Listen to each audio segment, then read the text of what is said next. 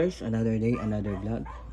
Maglilinis pala tayo sa kwarto natin guys, gamit nitong nabili ko sa TikTok. Isang mop na set na siya guys, kaya maglagay ka na ng sabon dyan at may tubig at gaganitin mo lang guys, ilagay mo dito sa center para mabula yung sabon na nilagay mo. Yan lang guys, i-push mo lang yan.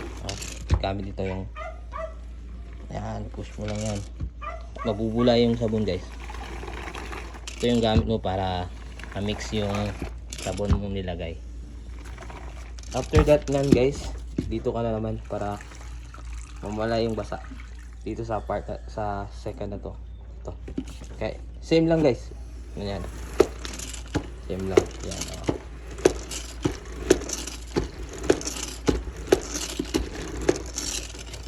Nakita mo nang nawala na yung tubig sa mop guys, kaya ganito lang para bumalik yung taas ng mop mo.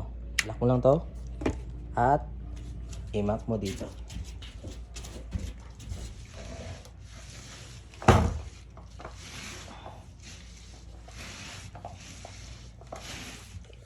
At ibalik mo naman dito guys, the same process.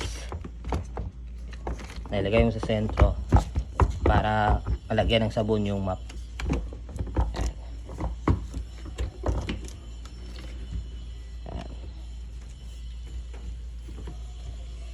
Yan. Same process lang guys, kaya check out na kayo. Nasa yellow basket ko below.